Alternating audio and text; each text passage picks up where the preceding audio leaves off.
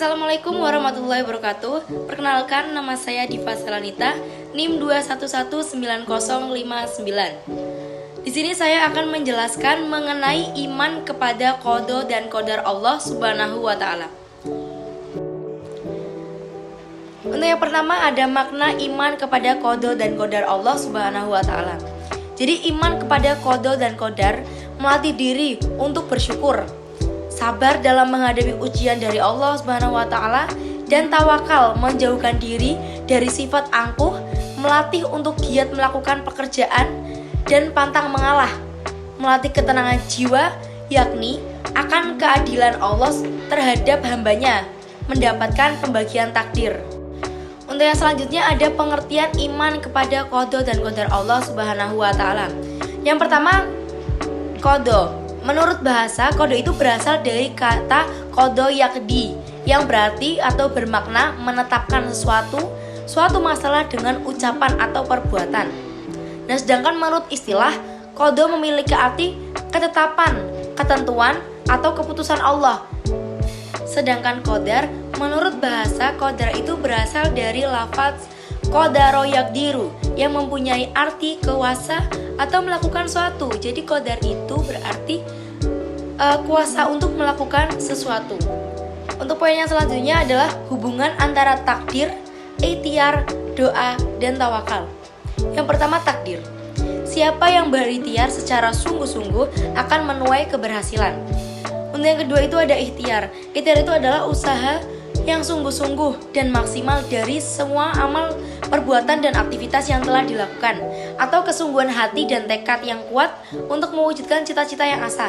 Jadi ikhtiar itu adalah artinya sungguh-sungguh untuk mencapai tujuan yang akan kita inginkan. Kita harus melakukannya dengan sungguh-sungguh. Nah, untuk yang ketiga itu ada doa. Melalui doa atau usaha batin yang selalu dihubungkan dengan Allah. Jadi apapun yang kita lakukan selalu dikaitkan dengan Allah. Ikhtiar dalam mencapai cita-cita dan harapan, sehingga hidupnya dipenuhi dengan keberkahan. Apapun yang kita lakukan karena Allah Ta'ala, insya Allah hidupnya kita akan dipenuhi dengan keberkahan. Nah, yang keempat itu ada tawakal. Menjalani hidup yang benar harus berurutan, dimulai dengan mengimani takdir, ikhtiar dengan sungguh-sungguh, berdoa. Tawakal yang maknanya adalah menyerahkan segala urusan dan hasil ikhtiarnya tersebut hanya kepada Allah. Jadi kalau udah kita sudah ikhtiar diiringi dengan doa, terus yang terakhir kita harus tawakal. Apapun hasilnya, mungkin itu yang terbaik. Jadi apapun hasilnya, kita serahkan semuanya kepada Allah Subhanahu wa taala. Jadi hubungannya antara takdir, ikhtiar, doa, dan tawakal itu harus berurutan. Kita berikhtiar dengan sungguh-sungguh, diiringi dengan doa, dan yang akhir kita harus tawakal. Kita menyerahkan semuanya kepada Tuhan. Untuk yang poin selanjutnya adalah tanda-tanda penghayatan beriman kepada qada dan qadar dalam kehidupan sehari-hari. Yang pertama itu ada memberi keyakinan kepada manusia bahwasanya segala sesuatu yang terjadi di alam ini tidak lepas dari sunatullah, baik yang ditulis di dalam Al-Quran maupun yang terhempas di alam semesta yang disebut ayat-ayat kauniyah. Yang kedua, menambah keyakinan manusia untuk senantiasa berikhtiar dan berusaha dengan giat dan sungguh-sungguh dalam menggapai cita-citanya. Yang ketiga adalah meningkatkan keyakinan manusia untuk berdoa lebih fokus pada sasaran yang diharapkan dengan izin Allah Subhanahu wa taala. Jadi diharapkan manusia untuk berdoa lebih fokus pada sasaran atau tujuan yang akan kita capai.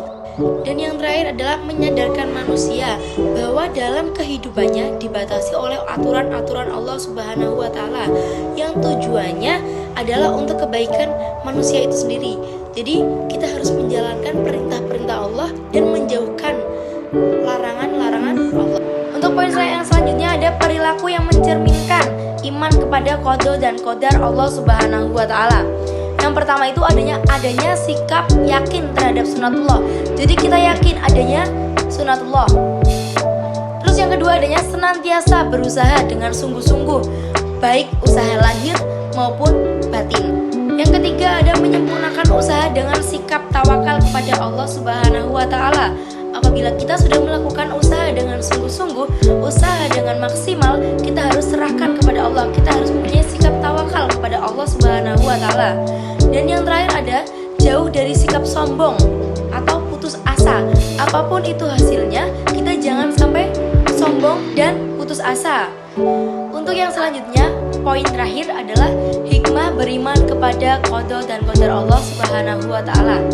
Yang pertama, bertawakal kepada Allah Subhanahu wa Ta'ala setelah melakukan usaha. Jadi setelah kita melakukan usaha, kita harus bertawakal, berserahkan semuanya kepada Allah Subhanahu wa Ta'ala. Dan yang kedua, memperoleh ketenangan hati dan jiwa. Yang ketiga, menumbuhkan sikap gigih dan ulet pada seorang muslim atas usahanya.